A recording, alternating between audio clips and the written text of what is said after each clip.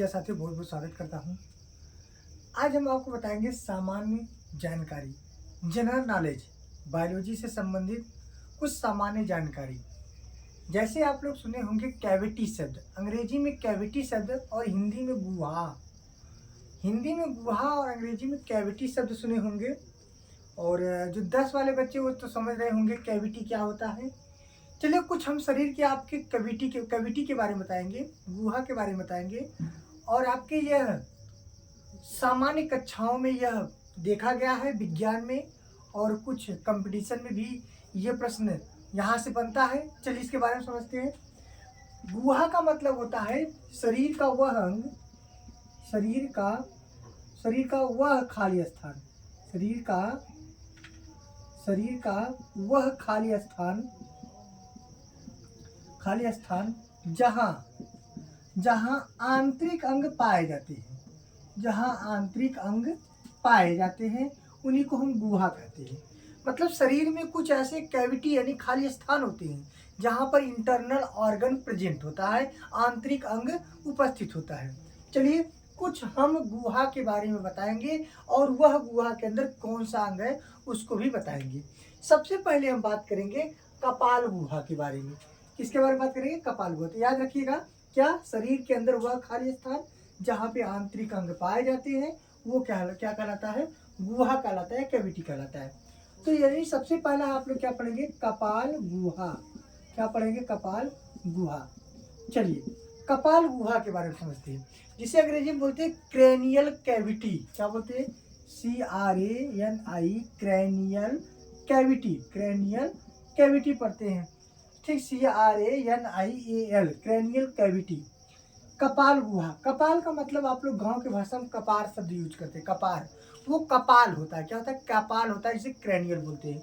तो कपाल यानी जो कपाल होता है, सिर होता है, इसके अंदर जो खाली स्थान होता है इसी को कपाल गुहा बोलते हैं। क्या बोलते हैं? कपाल गुहा बोलते हैं। और यहाँ पर सुनिए, इसी को हम लोग मस्तिष्क कोश भी कह सकते हैं। क्या कहेंगे? मस्तिष्क कोश भी कहेंगे, ठीक ना। मस्तिष्क कोश का मतलब जहाँ पे मस्तिष्क उपस्थित होता है, ठीक ना। ब्रेन जो प्रेजेंट होता है यहाँ पर वो होता है क्या? क्रेनियल कैविटी कहलाता है। और जो क्रेनियल कैविटी होता है इसके अंदर जो गुहा पाई जाती है, इसके पीछे एक छिद्र पाया जाता है। जो मस्तिष्क होता है इसके पीछे क्या पाया जाता है? छिद्र पाया जाता है, यानी क्या पाया जाता है? एक होल पाया जाता है। और इसे हम लोग क्या बोलते हैं? फोरामेन। क्या बोलते हैं? Foramen Magnus. क्या बोलते हैं? पीछे जो छिद्र होता है उसको बोलते हैं फोरामेन। क्या बोलते हैं इसको? मैग्नस। फोरामेन मैग्नस कहा जाता है, याद रखिएगा। तो कपाल गुहा का मतलब क्या होगा? जो कपाल होता है, जो कपाल होता है, इसके जो खाली स्थान होते हैं इसे कपाल गुहा कहते हैं, जिसके अंदर मस्तिष्क पाया जाता है। और वह मस्तिष्क कोश में स्थित होता है। इसके पीछे एक छिद्र होता है जिसे क्या बोलते हैं? फोरामेन मैग्नस बोलते हैं। दूसरे गुहा की बात करते हैं। दूसरा होता है मुख गुहा। क्या होता है? मुख गुहा बात करते हैं। मुख गुहा को हम लोग अंग्रेजी में क्या बोलते हैं? बक्कल कैविटी बोलते हैं। मुख गुहा का बोलते हैं? बक्कल कैविटी बोलते हैं। भैया मुख गुहा आप लोग समझ में आ गया? गुहा का मतलब खाली स्थान हो गया, यानी मुख के अंदर जो खाली स्थान है वो मुख गुहा कहलाता है। और यहाँ पे क्या पाए जाएंगे? दांत पाए जाएंगे, जिह्वा पाया जाएगा। दांत और जिह्वा पाया जाएगा। आपको पता है ना मुख गुहा में क्या पाए जाएंगे? दांत और जीभ पाए जाएंगे ना। तो ये मुख गुहा हो गया, याद रहेगा ना। पहला कपाल गुहा जहाँ पे मस्तिष्क स्थित है, दूसरा का मुख गुहा जहाँ पे दांत और जिह्वा स्थित है। तीसरे की बात करते हैं। तीसरा क्या होता है? वक्ष गुहा। क्या होता है? वक्ष गुहा होता है, जिसे हम बोलते हैं थोरैकिक कैविटी। क्या? थोरैकिक, THORACIC कैविटी, थोरैकिक कैविटी बोलते हैं। अब ये वक्ष गुहा क्या होता है? वक्ष मतलब होता है छाती। वक्ष मतलब क्या होता है? छाती होता है। छाती में जो खाली स्थान होता है इसे क्या बोलते हैं? वक्ष गुहा बोलते हैं। क्या बोलते हैं? वक्ष गुहा बोलते हैं, जिसके अंदर क्या है? हृदय है। क्या है? हृदय है। और क्या है? फेफड़ा है। क्या है? फेफड़ा है। और क्या है? और क्या आपको पता है इसके अंदर क्या? हृदय है, फेफड़ा है, फिर छोटी आंत है, बड़ी आंत है, यकृत है, फिर वृक्क है। ये सारे अंग कहाँ पाए जाते हैं? कहाँ पाए जाते हैं? सॉरी एक मिनट, सॉरी। वक्ष गुहा की बात करते हैं, जिससे हम लोग बोलते हैं थोरैकिक कैविटी। वक्ष गुहा का बोलते हैं थोरैकिक कैविटी। वच का मतलब होता है छाती होता है, गुहा मतलब खाली स्थान होता है। माने जो छाती में खाली स्थान होता है उसे हम लोग वक्ष गुहा कहते हैं, जहाँ पे हृदय, फेफड़ा और थाइमस ग्रंथि, कौन सी ग्रंथि पाई जाती है भैया, यहाँ पर पाई जाती है क्या, थाइमस ग्रंथि पाई जाती है। ठीक है, थाइमस ग्रंथि पाई जाती है, याद रहेगा ना। वक्ष गुहा मतलब छाती में जो खाली स्थान है इसे वक्ष गुहा कहते हैं, जहाँ पे क्या पाया जाता है, हृदय पाया जाता है, फेफड़ा पाया जाता है और थाइमस ग्रंथि पाई जाती है।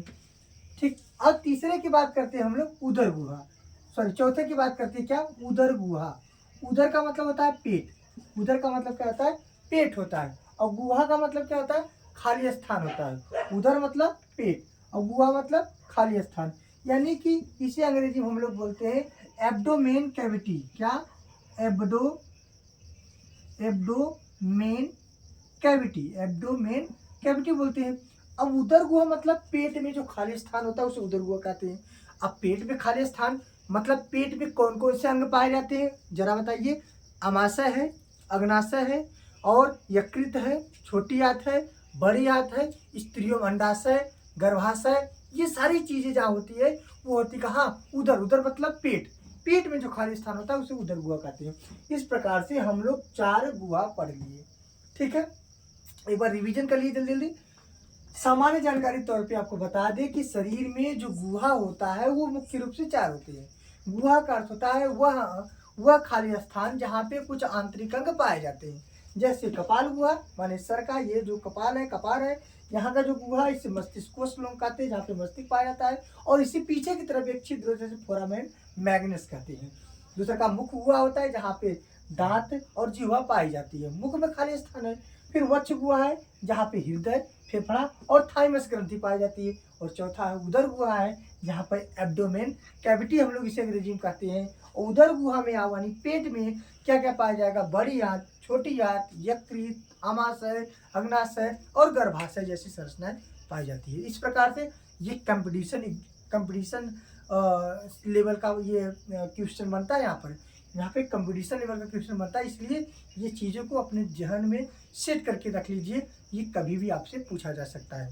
ठीक है, धन्यवाद।